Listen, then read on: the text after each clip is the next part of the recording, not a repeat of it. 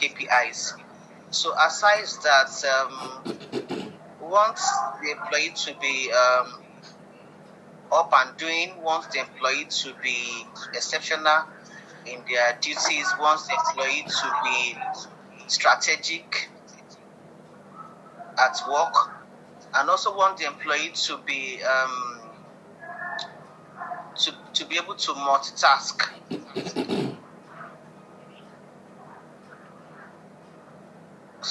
I think that's what I want my employees to do. Okay, yeah. I could pick about 3 points. You want your employees to be exceptional, to be strategic, employees to multitask. That is what you want as a CEO from your employees. But the employees have their strengths, they have their weaknesses.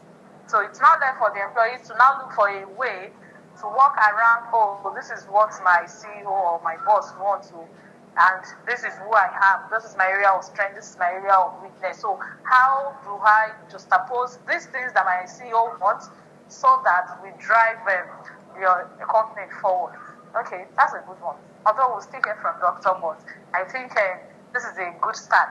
Okay, so Mr. Akin, please, what would you want from your employees? Or if you already have a business, what are your expectations from your employee?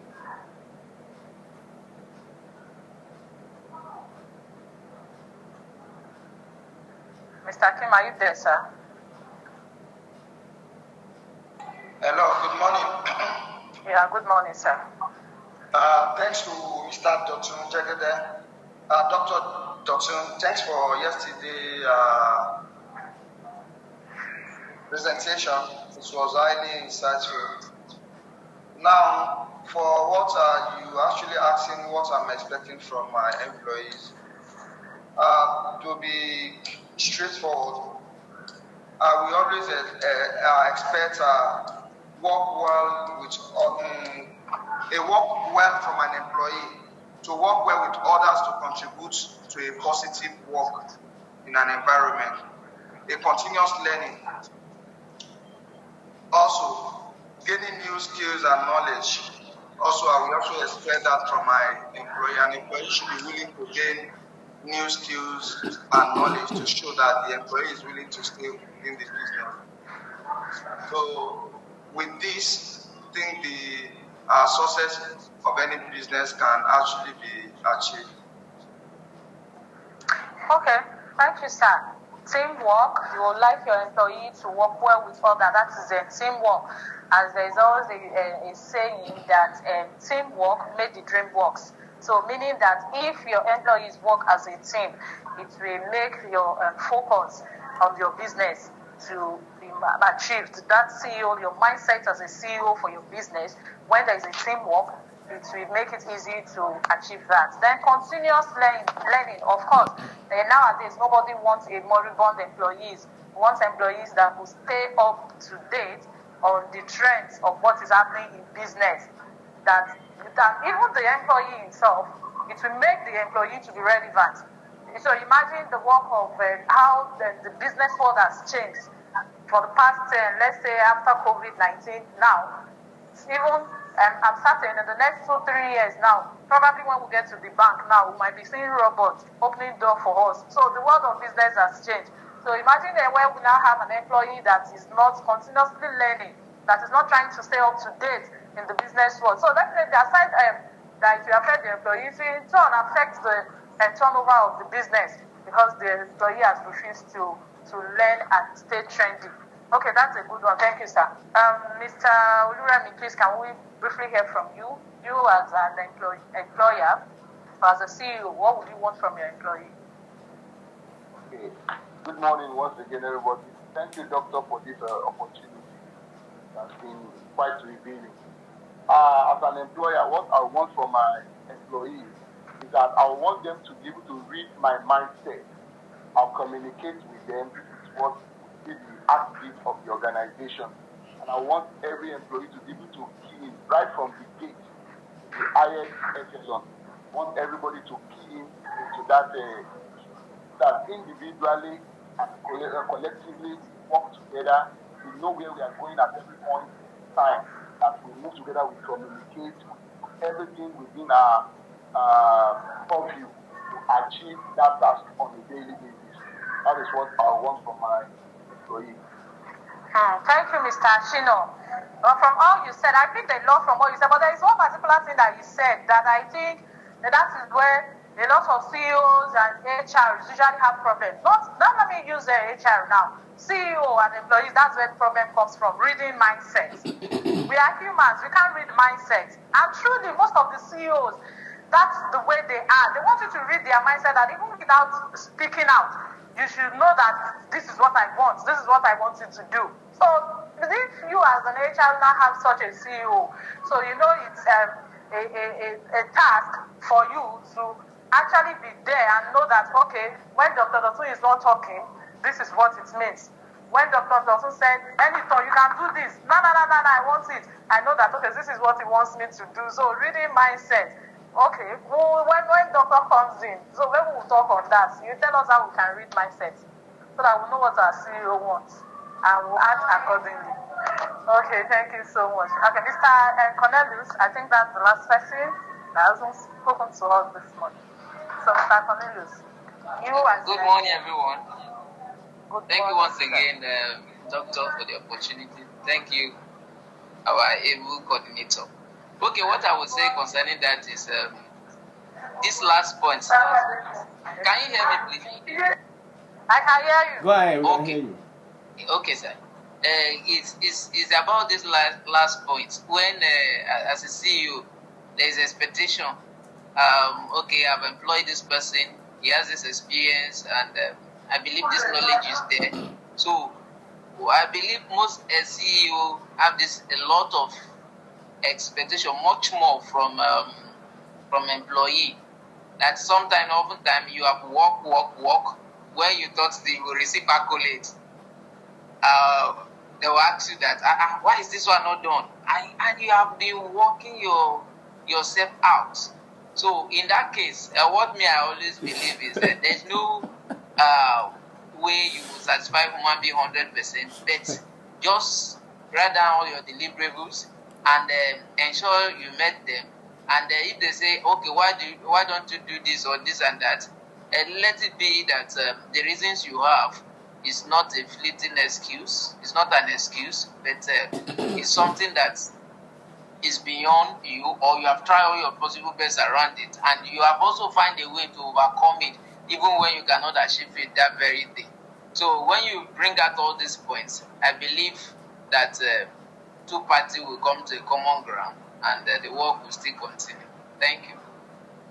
Okay, thank you, Mr. Cornelius. That's a wonderful conversation. Even though you did not tell us, you as a CEO, what you want from your employees, but notwithstanding the contribution you gave us is an insightful one. Write down your deliverables, note what your CEO wants, and work accordingly. That's a very good one. Okay, time is perfect. Now we'll bring our relatable facilitator with all these things that we have said. So now let's hear from him what the CEO wants from HR managers, HR professionals, and how we can act accordingly, as Mr. Cornelius has said, how we can act accordingly for things to run smoothly. So please join me all once again to welcome Dr. Dotun Jegede to take us through what the CEO wants from HR managers and professionals.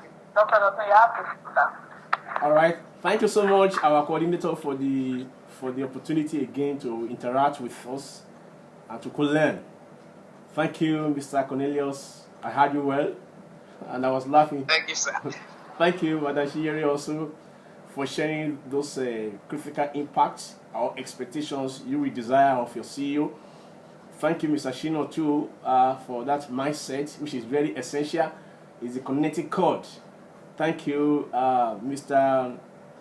Rahim, too. I heard everybody's comments, and everybody says something very profound and critical and essential, in working together. Whether you are a mini CEO, that whether you have a small business that you are running, or you are going to become one, and it's an important thing, because no CEOs ever want to become an employee back, but every employee aspires to become a CEO. So that is it. So CEO seat is a seat everybody desire. Whether you are designing as in a formal setting, or in your small shop or in your small outlet is an aspiration everybody wants to, and there's no employee, there's no CEO that wants to become an employee again. So it means an employee needs to learn a lot to get to that seat.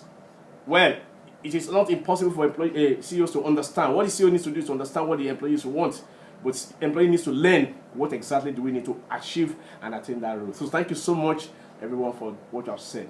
All right, Cornelius, you are very, very right, and I'm sure that Abilikis can tell you that that is how I work too.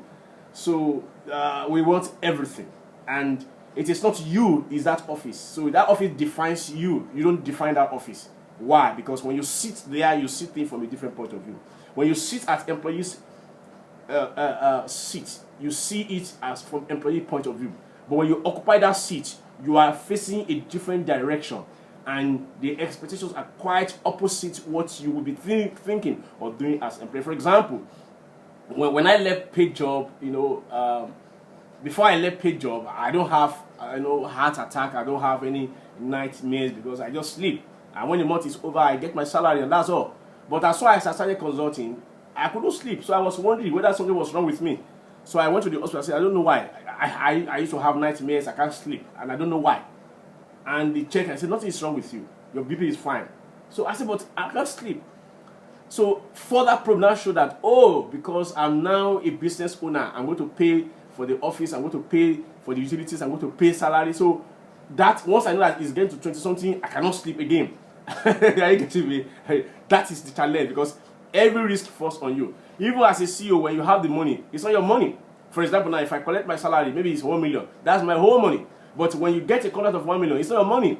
From that money, as a CEO, you're going to pay for utilities, you're going to pay for, procurement, you're going to pay for, buying this, buying that, fueling, this one, pay employees, pay for.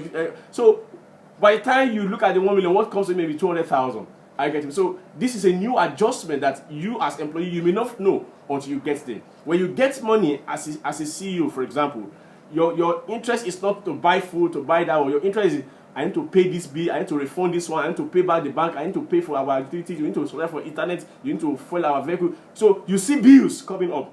From that money like this, you are also afraid, because what you even take home may not be even more than 50,000. So this, and then you are also thinking, when will the next contract come? When will the next business come? So when you see all these things, they shape you, and you now understand that, wow. So becoming a CEO is beyond I have a degree here, or I have a master's here, or I have a PhD here, or I have 30 years experience. You have to be toughened to be able to wear that seat and shield and wield the power. Today, as I said, I want to start with what the CEOs want from HR managers. I had to change this because when I saw the participant profiling, as I said, your profile gives me an insight into how to modify. In fact, I remember when I was working on this thing, and around 1 a.m., my son said, Dad, go and sleep. I said, yes, I will sleep, but I need to change this thing to suit the people I'm talking with today. So that's why you see me when I see a lot of changes, because initially it was designed for younger, maybe supervisor. When I see people like you coming in, I say, no, we have to adjust to that so I can meet your peculiarity. And that was why I realized the name of the person, the company, the role, so that can fit the peculiarities. Otherwise, you have programs and then the person says, no, this is below me, this is not what I need. So that's why you could see all those changes is deliberate, because we want you to meet the peculiarities of people we are dealing with. So what does CEOs want from you? Now, we need to understand the DNA of this guy. How does he think? How does he reason? Who is he? What does he want? Why does he come in and be asking for this and that? Why must he not forget important things? Cornelius, you are very right. Why are we always demanding? So you need to know that the CEO's mindset is focused on getting the most, not the more, the most, not the good, the most, not the better, the most. So you can say good, better, best. The guy wants the best in everything. The best from HR, the best from consultant, the best from account. So his eyes, his antenna must be able to see everything happening every time. So his mindset is programmed to achieve the best for the business. It's not personal.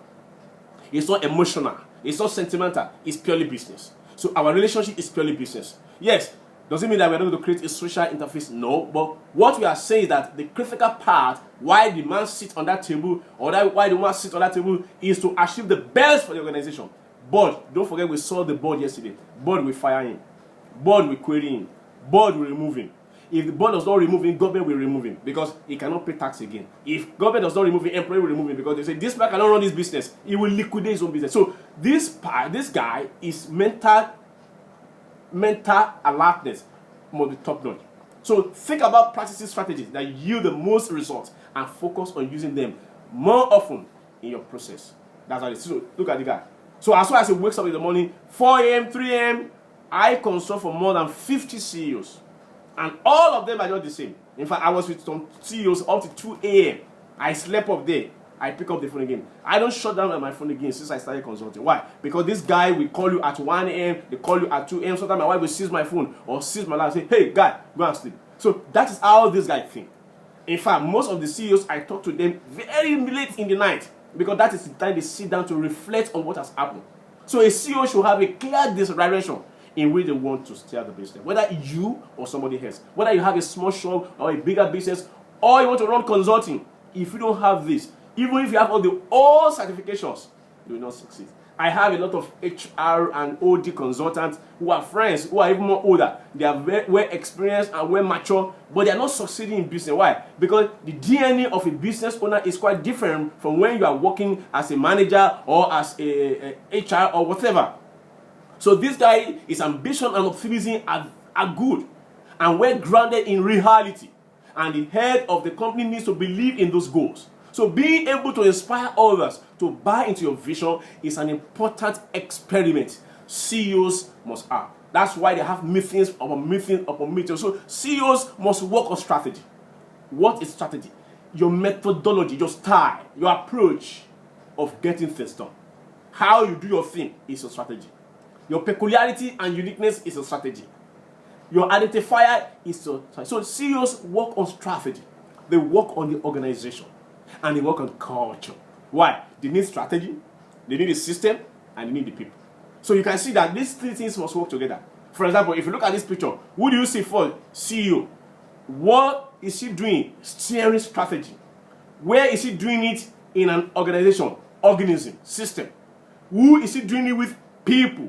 You can see. So strategy, organization, and culture. Specifically, they may look at how capital is allotted across the firm and how to build successful things. So you will see that critical things that you will see these people talking about is two: people and money. People bring money. People manage the money. People use the money.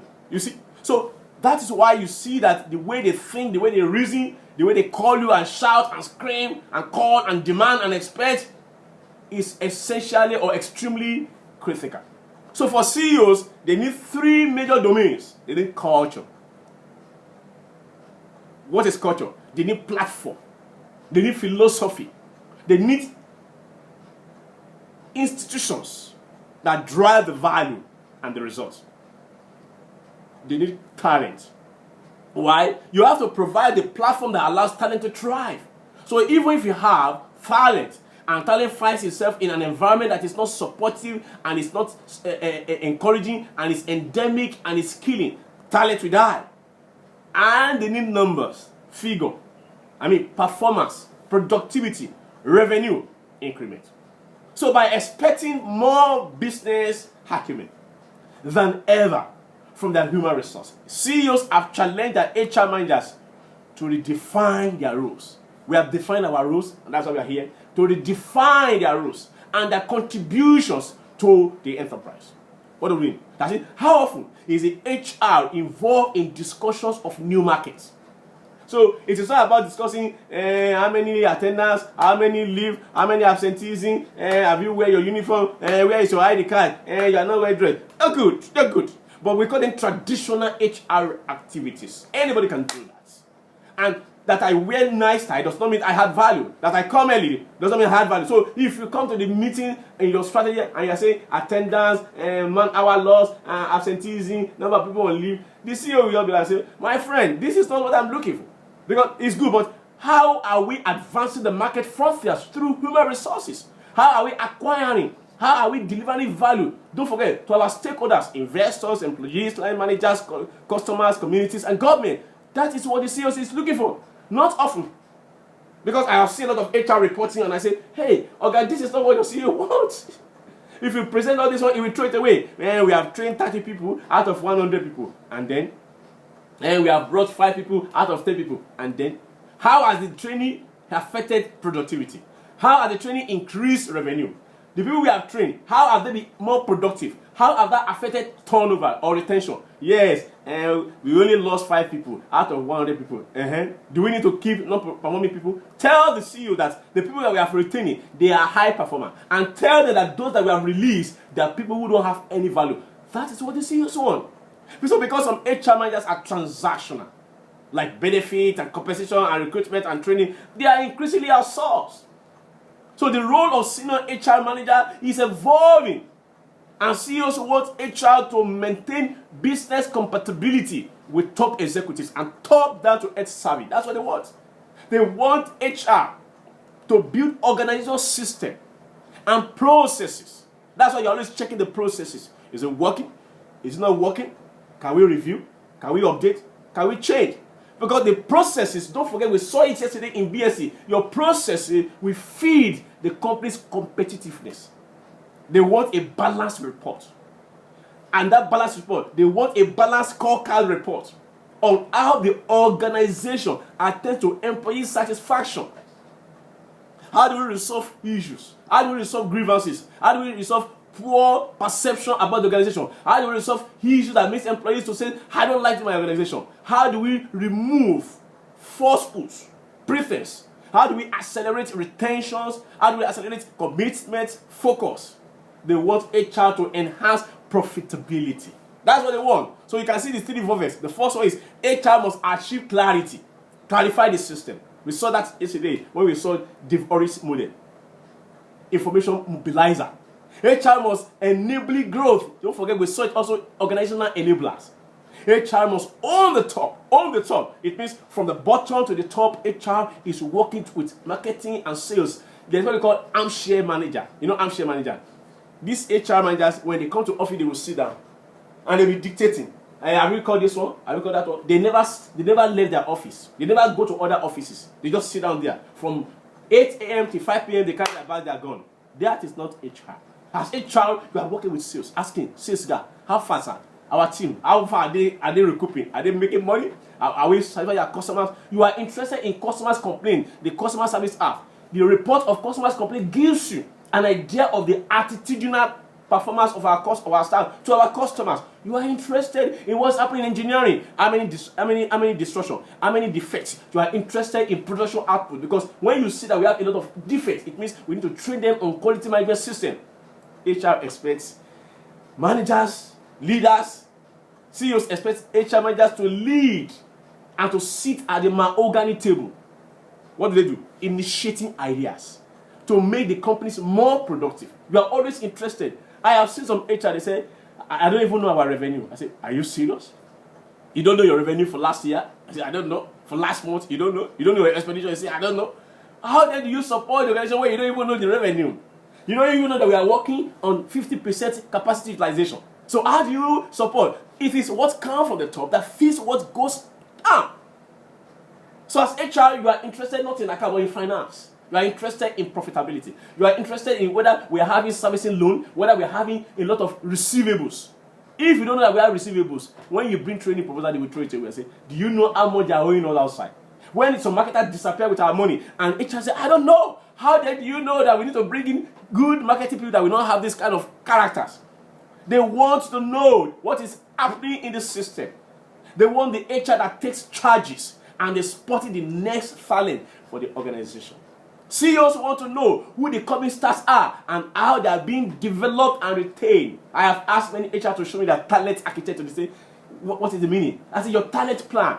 The people that you have now, those in their 20s and 30s and 40s and 50s, what are the exodus? What are the plans and initiatives to increase the viscosity of the younger ones so that they can take over? What are your succession plans? You see, succession plan how? You don't even know. You don't even have. That is what the CEOs want HR to do. It's not because CEOs didn't tell you. Some people say they did not tell me. You are a professional. They won't be telling you that one because you are an expert. So you tell us what we should do. Whether the CEOs accept it or not is immaterial. But what does matter is that HR is bringing it in.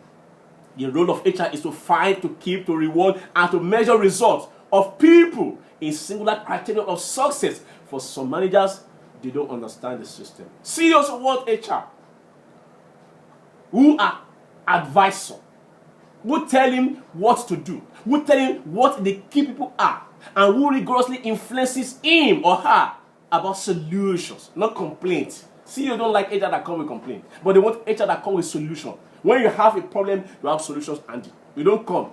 Why do we need to hire? Sir, if you don't hire people now, it's not good. No! CEO wants to say, sir, if we hire this guy, I can tell you that our production will move by 30%. And if we hire this guy, I can tell you that our sales will return by 40%. That is what the CEOs want to hear. That is the language of CEO. The guy needs money, he likes money, he wants to speak to them, sir, we can't fire this guy now. Why? Don't say the labor law chapter 2, section 4, section 10. He will say, leave my office. He doesn't want to hear that kind of thing. Don't quote labor law to your CEO. Don't tell him what the employee commissioner. Tell him, sir, if we fire this guy is the engine room, and we don't have any replacement now. If we fire him, I can tell that our production will drop by 30% because we don't have anybody to replace him. So we're going to keep him for a while, get a successor, and then fire him. That is the language. That's what the guy wants. Sometimes this uncommon role means unfamiliar accountability and risk. The CEO, however, needs HR manager to add value to every function in the company. Every function. HR is working with marketing, with sales, with control, with production, with finance, with health and safety, everywhere. So it's not an armchair HR that only comes and sit down in the office and wait till 5 and carry back and go. But it's active. It's going to them. They don't come to you. Go to them. Don't say, they're not coming to me. Go, because you are a shield servant. You have to serve them. You have to help them grow. They don't know the road. They don't have the clarity. You move to them and ask marketing, what's happening with your thing? How is John? How is Peter? How is Salas? How is David? How is Jane? And you go to account. Okay, how are your people now? Are they doing well? Any issue? That is what the CEOs want. And that is why, as you mentioned, that is why you see some HR failing and falling. Yes, come on. We couldn't hear you earlier, sir. Are you hearing me now?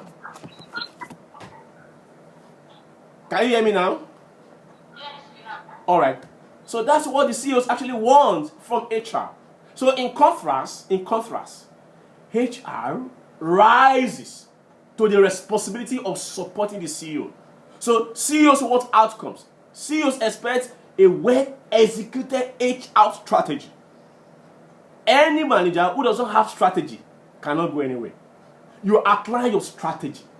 You put down your strategy. Today is 1st of September. Every family, mine inclusive, I draft what I want to achieve for September and I post it.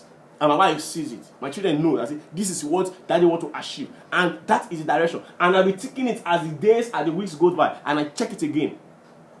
I look at what I want to achieve for the year. And I write it down and I paste it and I say, this is what I want to achieve. And when I'm debating, my wife will say, don't forget. And when she's debating, I say, hey, don't forget. This is what you want to achieve for the year. That is it. I remember 2 years ago, my mother said that, but you said we're going to Canada. I said we cannot go now because things are very far. I said, but when are we going? So you must have a strategy. What do you want to do? And how do you want to run the HR in 2023? How do you want to run HR in Q1, in Q2, in Q3, in Q4? So HR must be able to inform and expose the system in corporate infrastructure. HR must increase employees' commitment and capabilities. HR must support organizational renewals. HR must help the system to drive on collaborations and initiatives and work together to influence the success of the organization. I like the way this guy put it. Look at it. He said, if you are going to be a successful HR, number one, you must have the brain of Einstein.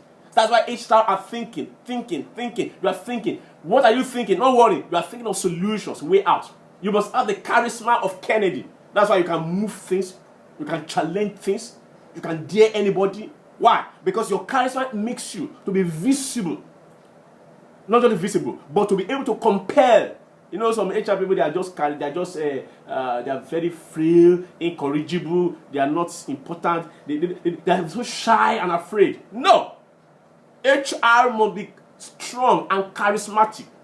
HR must have the negotiation of Kissinger. This guy can negotiate anything. That's why HR can negotiate things. When I say negotiate, I'm not saying salary. It can negotiate issues. It can negotiate challenges. It knows how to handle this, how to handle that, how to quell this, how to support this. And when the CEO is to worry, he says, sir, don't worry. I will handle it. That's the HR. He must have the marketing skills of Lakoka. That is to say, HR is able to influence decisions through alternative view lenses. HR has the hide of rhinoceros. Why? HR is able to chest situations. When challenges come, it doesn't run away. or she doesn't run away. She said, don't worry, I will solve it. HR faces them. Regulatory issue, will face them. Government, will face them. Customers, will face them. Contractor, you will face them. Vendor, you will face them. You can dare and look at them eyeball to eyeball. That's HR. HR has the soul of Mother Teresa. It cares. It solves problem. When people walk to HR with tears, they go back with happiness. When they say like, I'm going to resign, I'm not working again, the boss is difficult for me, I don't want him again, HR say, calm down, calm down. Joyce, calm down. Dotun, calm down. HR melts the problem away very simply, and the person goes back smiling. When there's a fight between manager A and B, HR says, guys, come. Sit down. And then it melts it away. That's the mother. You see, when people feel as if you don't pay us our overtime, we will shut down, we will leave this place, we will close down. HR say, calm down, my children, calm down. What's the problem? What is the problem? Tell me, tell your mother. And then you melt it away.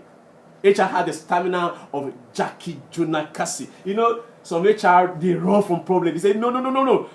I don't want problem. If you don't want problem, you can't do HR. HR people are ready. In fact, they drink and swim inside problem because they are always solving problem. So today we have to understand that HR must move from being doability to deliverability. HR people will say activities and they give attendance, number of attendance, number of people trained, number of presenteeism.